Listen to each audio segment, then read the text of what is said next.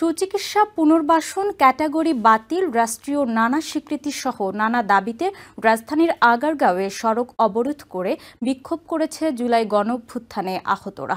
রবিবার সকালে আন্দোলনকারীরা মিরপুর সড়কে অবস্থান নিলে তীব্র যানজটের সৃষ্টি হয়, ফলে সীমাহীন দুর্ভোগে পড়ে নগরবাসীরা। এদিকে দাবি আদায় না হওয়া পর্যন্ত কর্মসূচি চালিয়ে যাওয়ার ঘোষণা দিয়েছে আন্দোলনকারীরা।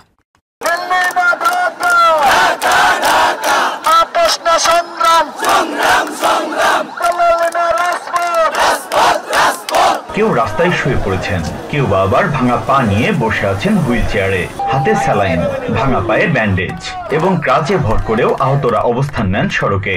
আপনারা নাটক করলে আমরা সিনেমা বানাবো।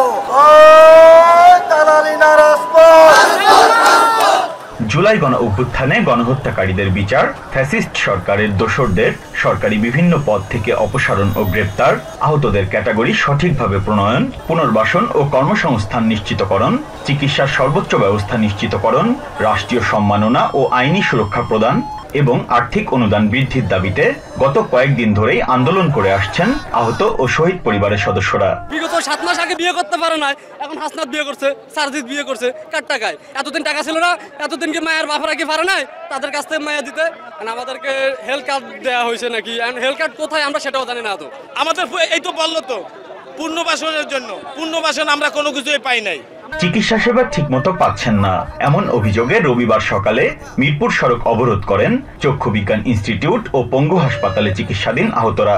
পরে তাদের সঙ্গে যোগ দেন অন্যরাও। আমরা আগে থাকতাম শেখ হাসিনা চলে যাক, আমরা আন্দোলন করেছি শেখ হাসিনা চলে যাক, আর এখন আন্দোলন করতেছি আমরা শেখ হাসিনা আসলে আমাদের কি হবে? আমরা কেন আজকে বৈষম্যের শিকার? আমরা কেন ধারে ধারে ঘুরবো? এই যে আপনি দেখেন আমার ভাইটা এক পায়ে এক গুলিতে 2 পা আড্ডি উড়ে এসে গা, কোনো কিছু হইতাছে না। আপনি দেখেন 2টা পাও, কোনো সমস্যা হইতাছে না, আপনি কোনোটাই হইতাছে না। জুলাই ফাউন্ডেশন থেকে আর্থিক অনুদান পাচ্ছেন না অভিযোগ করে আহতরা বলেন, ছাত্র প্রতিনিধিরা তাদের দায়িত্ব সঠিকভাবে পালন করছেন না। যে তারা রাজনৈতিক দল গঠন করে এমপি মন্ত্রী হওয়ার জন্য যে পরিমাণ পরিশ্রম করতেছে, অথচ আমাদের আত্মত্যাগের বিনিময়ে তারা আজকে সমন্বয়ক, আমাদের আত্মত্যাগের বিনিময়ে তারা আজকে উপদেষ্টা। তারা দেখছে সমন্বয় করার পরে কারিগরি টেওয়া ওর মনের মধ্যে লোভ জন্মাইছে। আজকে 6 মাস বেশ হয়ে গেছে, এখনো কিন্তু আমাদের এই তালিকা প্রকাশ করা হয়নি। এখনো সরকার চাইলে 1 মাসে তো সম্ভব, কিন্তু সেটা 6 মাস ওভার হয়ে গেছে, এখনো সে তালিকা প্রকাশ করতে পারে নাই।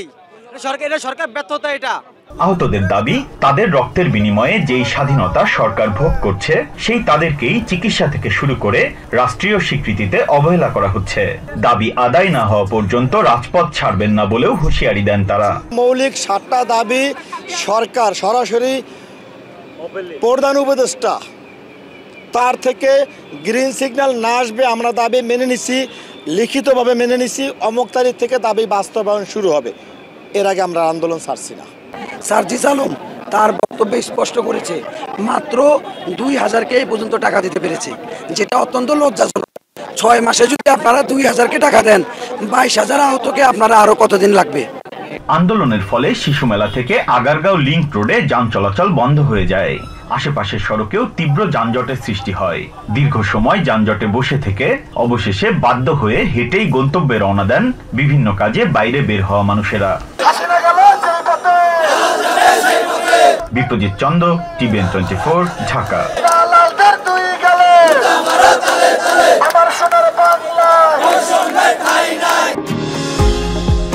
নিউ ইয়র্ক থেকে সম্প্রচারিত TVN 24 টেলিভিশন বিশ্বজুড়ে বাঙালির কণ্ঠস্বর।